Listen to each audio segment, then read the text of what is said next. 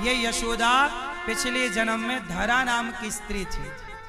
यशोदा माँ का क्या नाम था पहले? धरा। ये पिछले जन्म में नंद बाबा का नाम था द्रोण। नंद बाबा का नाम था द्रोण और यशोदा का नाम था धरा। ये दोनों पिछले जन्म में खूब साधु सेवा करते थे। कोई साधु आ जाए, ब्राह्मण आ जाए, भूखा आ जाए, जरूरतमंद आए, यशोदा मैया इतनी गरीब थी पिछले जन्म में, धरा माता इतनी गरीब थी कि आप जंगल की लकड़ियां बीनने समेटने जाती और जंगल की लकड़ियां बाजार में बेचकर जो पैसा मिलता उससे साधु सेवा करती, साधु संतों को रोटी साग खवाती, खीर पूड़ी खवाती, जो उनकी क्षमता थी खवाएं। एक दिन की बात है कि ये सेवा करते करते वर्षों बीत गए। वर्षों यशोदा मैया क्या करती? साधु सेवा करती और प्रभु का गुणगान करती। इनके कोई संतान नहीं थी। देखो, जिनके संतान नहीं है वो लोग भी इस कथा को थोड़ा ध्यान पूर्वक सुनेंगे। माता धरा के कोई संतान नहीं थी और वो साधु सेवा बड़ी करती और भगवान से कुछ चाहती भी नहीं थी। वो केवल प्रभु का कीर्तन करना, श्रीमन नारायण का ध्यान करना और साधु का भोजन की सेवा करना। करते करते माता धरा बहुत समय गुजार चुकी। एक दिन इनके साथ एक घटना घट गई। क्या? इन्होंने भोजन बनाया, संतों को भोजन पवाया और संतों ने भोजन किया और भोजन करके साधु चले गए। जब साधु चले गए तो माता यशोदा ने साधु संतों का बचा प्रसाद ग्रहण किया।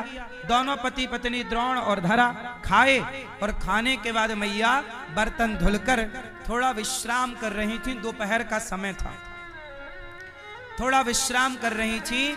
तभी दरवाजे में कुछ साधु आ गए। दरवाजे पे आए, भिक्षाम देही, माता भिक्षा दे दो। माता ने दरवाजा खोला, साधु जी आओ। महाराज दोपहर को आप? माता आज हमें कहीं घर में भिक्षा नहीं मिली, किसी घर में भोजन नहीं मिला।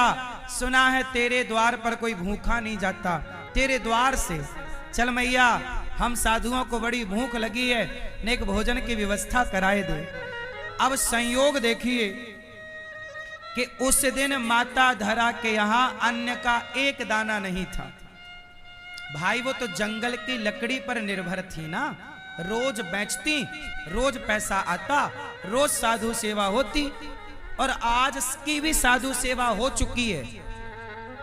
अब शाम को ये लकड़ी बीनने जाएंगी, पैसा लेकर कल बनाएंगी। अब साधु आ गए, अब कैसे मना करें कि हमारे घर पे भोजन नहीं है। गृहस्थ के द्वार से कोई भूखा चला जाए, इससे बड़ा पाप नहीं है गृहस्थ के लिए। पता है आपको?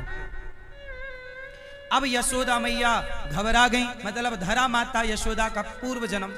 यह धरा मां घबराई, क्या करें? पर महाराज आओ, संतों को बिठाया, कहा महाराज आप थोड़ा स्नान करो, मैं आपके भोजन का प्रबंध करती हूं। माता धरा तुरंत बाजार में गई। बाजार दोपहर के समय बंद थी। जैसे तैसे बाजार में किसी सेठ साहूकार के पास गई, भैया भैया हमारे द्वार पर साधु आए हैं, नेक भोजन की व्यवस्था करनी है, आप हमें कुछ पैसे उधार दे दो, थोड़े पैसे उधार दे दो। अब कोई उधार देने को तैयार नहीं। बोला कि तुम्हारे पास पैसा थोड़ी है कि तुम चुकाओगी, आजकल उधार भी उसे मिलता है जो चुका पाए। धरा बोली कि मैं चुका दूंगी आपका जंगल की लकड़ी बेचकर। नहीं, कुछ गिरवी रखो। माता बोली गिरवी रखने का होता तो सब ना रख देती। नहीं, सबने मना कर दिया। एक सेठ जी मिल गए, कहा कि हम, माता धरा ने कहा मेरे द्वार पे कुछ साधु आए हैं, भोजन कराना है, थोड़ी व्यवस्था कर दो। सेठ जी बोले हम पैसे तो देंगे, तुम्हें जितना चाहिए ले लो, पर बदले में क्या? माता धरा से बोला कि तुम बहुत सुंदर हो, यदि तुम हमें मिल जाओ तो हम तुम्हें बहुत सारा पैसा दे देंगे। माता धरा बोली मिल जाओ का मतलब क्या है?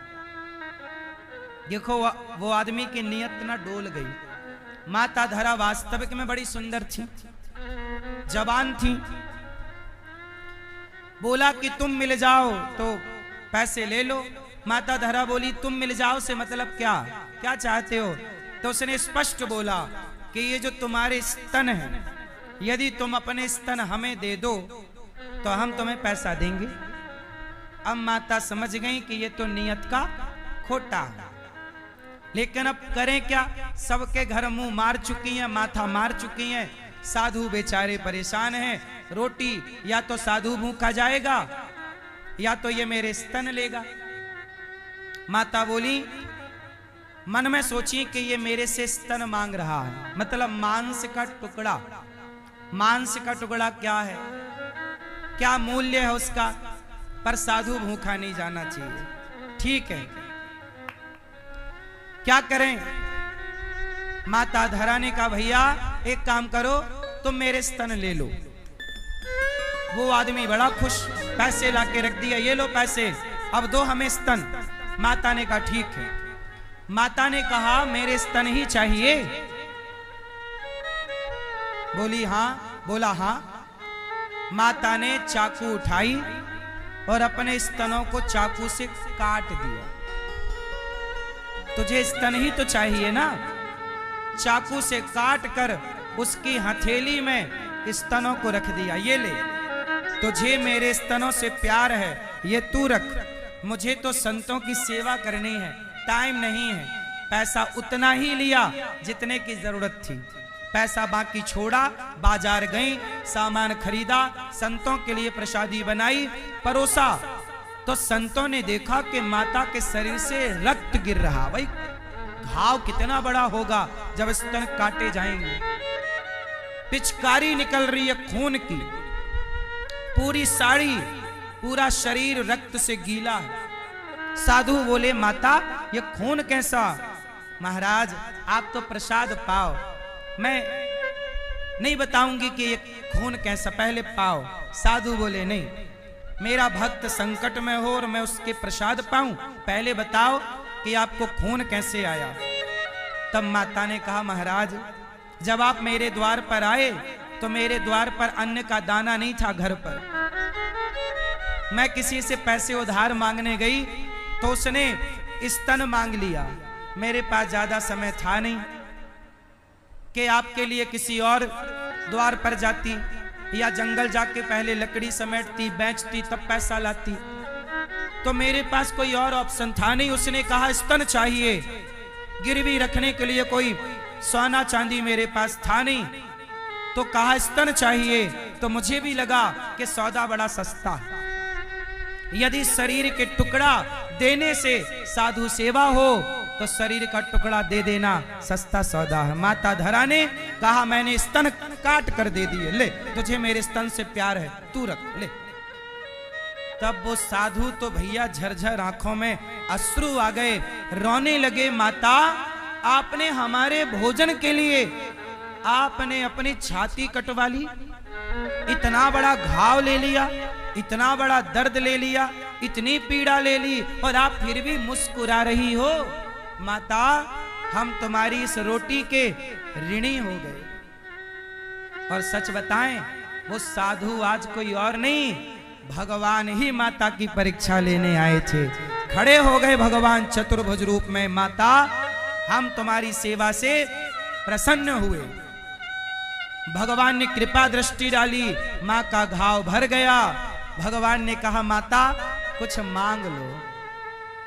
मैया ने कहा प्रभु आपसे आप मिल गए, क्या चाहूं? कुछ ना चाहिए। भगवान बोले माता मैं तुम्हारा ऋणी हो गया, तुमने सेवा के लिए स्तनों को काट कर दान किया। जाओ हम तुम्हें वचन देते हैं कि तुमने स्तनों का खून बहाया है, स्तनों से खून बहाया है, हम तुम्हारी खून का मूल्य चुकाने आएंगे। अगले जन्म में तुम्हारा बेटा बनकर, तुम्हारा दूध पीकर इस जन्म में बहाए गए खून का हिसाब चुकाएंगे।